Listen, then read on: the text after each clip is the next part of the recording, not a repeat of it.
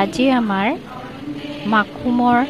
মাকুম সাহিত্য সভাৰ স্থায়ী ভৱন বনমালী শইকীয়া ভৱনৰ নতুন বিল্ডিংটো শুভ উদ্বোধনী অনুষ্ঠান অনুষ্ঠিত হৈ যায়। এই অনুষ্ঠানত উপস্থিত থাকে অসম সাহিত্য সভাৰ সভাপতি পদ্মশ্ৰী ডক্টৰ সূৰ্যকান্ত হাজৰিকাদেৱ। সাহিত্য সভাৰ সমবেত সংগীত পৰিৱেশন কৰাৰ পিছতে অসম সাহিত্য সভাৰ সভাপতি মহোদয়ক সম্বৰ্ধনা জ্ঞাপন কৰা হয় আৰু তাৰ পিছতে নিমন্ত্ৰিত অতিথিসকলক সম্বৰ্ধনা জনোৱা হয়। এই সম্বৰ্ধনা কাৰ্যসূচীৰ আঁত ধৰে মাকুম সাহিত্য সভাৰ বিষয়ববীয়াসকলে। এয়া আমাৰ ভৱন উদ্বোধনী অনুষ্ঠানত উপস্থিত একাংশ দৰ্শক।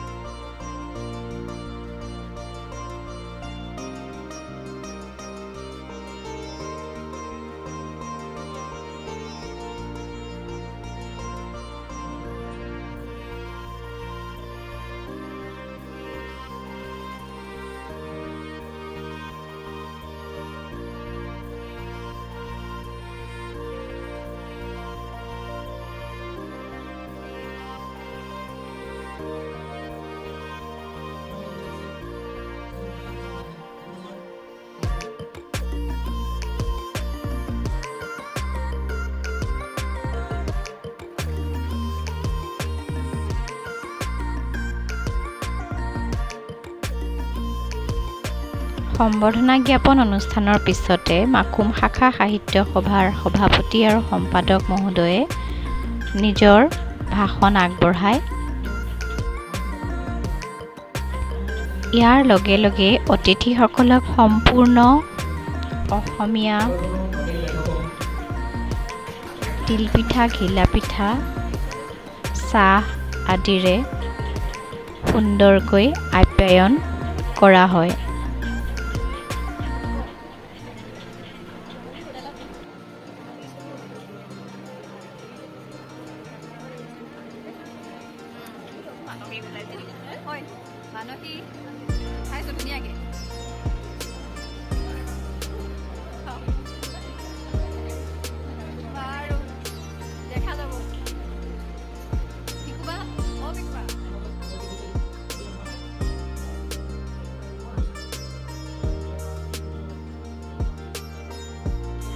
ইয়াৰ পিছতে কণমানি শিল্পী দুগৰাকীয়ে সত্ৰীয়া নৃত্য পৰিৱেশন কৰি সকলোকে মুগ্ধ কৰে।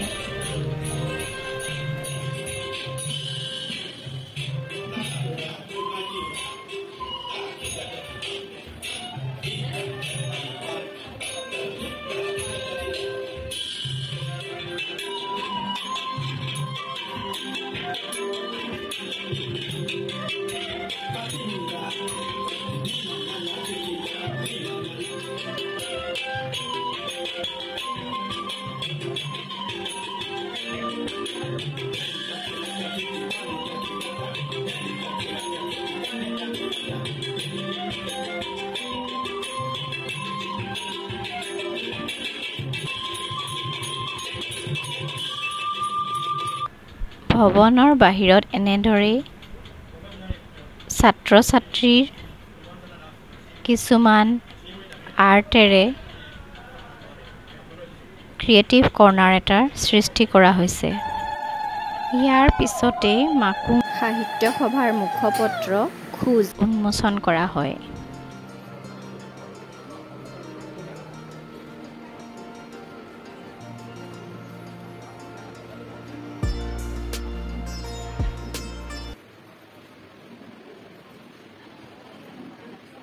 তিনিচুকীয়া জিলাত মই এটা সময়ত সভাপতিও আছিলোঁ।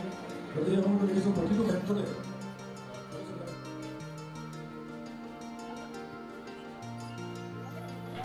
পৰৱৰ্তী কাৰ্যসূচী হিচাপে মাকুম লেখিকা সমাৰোহ সমিতিয়ে প্ৰস্তুত কৰি উলিওৱা এখন প্ৰাচীৰ পত্ৰিকা কল্পদ্ৰুম উন্মোচন কৰা হয়।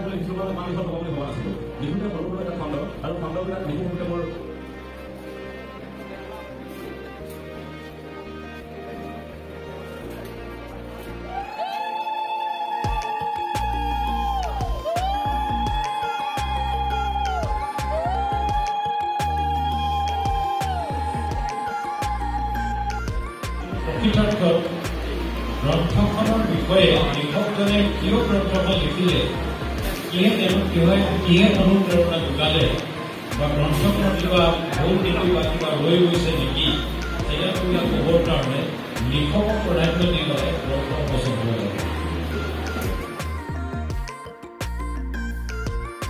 ইয়াৰ পিছতে আৰম্ভ কৰা হয় গ্ৰন্থ উন্মোচনী অনুষ্ঠানৰ। মাকুমৰ কেইবাগৰাকীও নবীন প্ৰবীণ লেখক লেখিকাৰ কেইবাখনো কবিতা পুথি আৰু গল্প সংকলন আজিৰ সভাতে উন্মোচন কৰা হয়। এই গ্ৰন্থসমূহৰ ভিতৰত দেৱজিৎ শইকীয়াৰ সৌ দূৰ আকাশৰ তৰা, সুনীল বৰগোহাঁইৰ জোনাকৰ সেতেলিত আৰু কথা পাতো আহা, নীলিমা চৌধুৰী মহন্তৰ গল্পৰ সুৰভি। মাকুমবাসী ৰাইজলৈ মই মাকুম পৌৰসভাৰ তৰফৰ পৰা মাননীয় কেন্দ্ৰীয় মন্ত্ৰী শ্ৰীযুত সৰ্বানন্দ সোণোৱাল ডাঙৰীয়া আৰু মাননীয় দিগম্বৰ সমষ্টিৰ বিধায়ক শ্ৰীযুত সুৰেশ ফুকন ডাঙৰীয়াৰ হৈ আজি এই সভাগৃহটি মাকুম স্মৃতিৰেখা গোস্বামীৰ নাবাজে বিৰহত বাঁহীৰ সুৰ,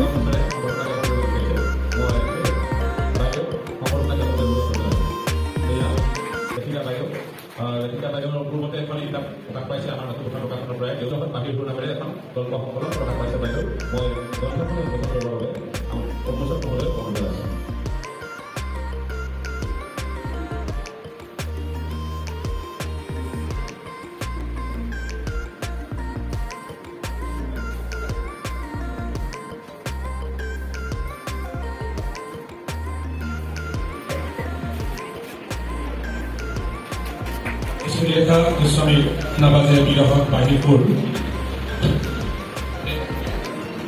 এয়া বাইদেউ সম্বৰ্ধনা জ্ঞাপন কৰিছে।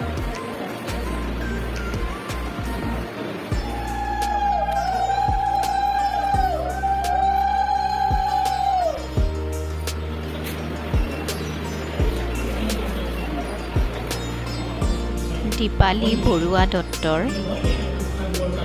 অনুভৱৰ একোকি বাৰ্তা,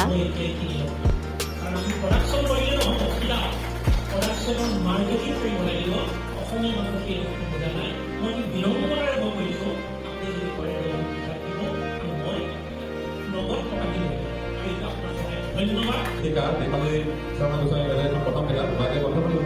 আৰু দীপালী শৰ্মা গোস্বামীৰ হিৰণময়ী যাত্ৰাৰ শুভ উন্মোচন কৰা হয়।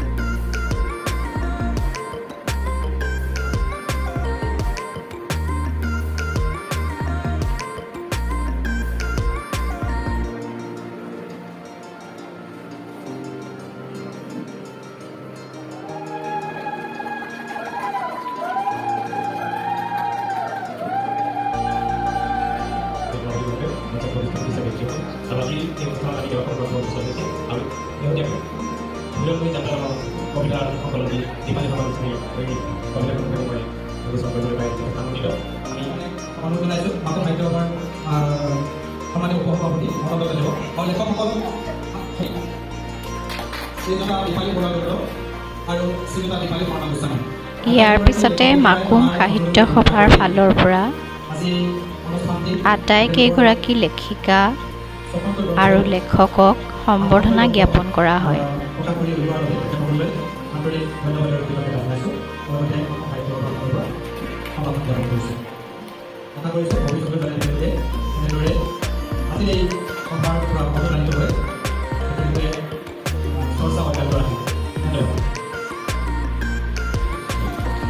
এই কাৰ্যসূচীৰ পাছতে মাকুমৰ এগৰাকী সুকণ্ঠী গায়িকা মানসী বৰুৱাৰ দ্বাৰা এটি গীত পৰিৱেশন কৰোৱা হয়।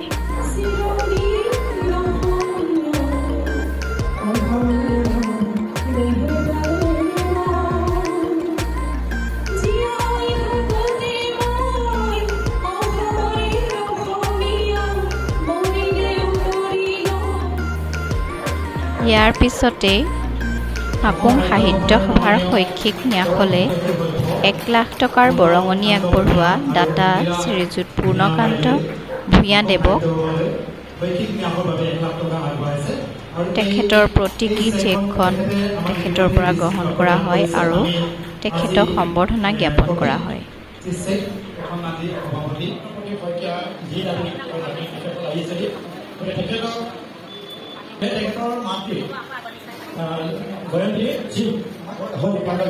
পৰৱৰ্তী কাৰ্যসূচী হিচাপে মাকুমৰ বনমালী শইকীয়া ভৱনৰ ভূমিদাতাসকলক আৰু তেখেতসকলৰ পৰিয়ালবৰ্গক সম্বৰ্ধনা জ্ঞাপন অনুষ্ঠানৰ আয়োজন কৰা হয়।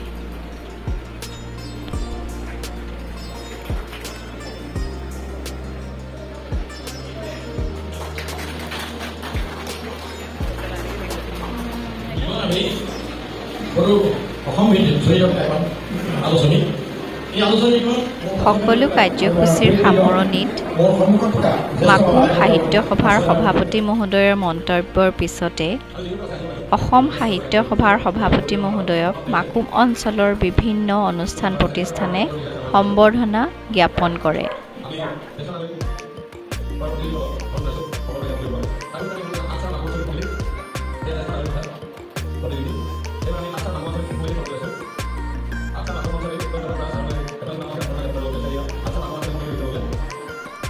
অনুষ্ঠানৰ সামৰণিত আহাৰৰ সুব্যৱস্থা কৰা হয়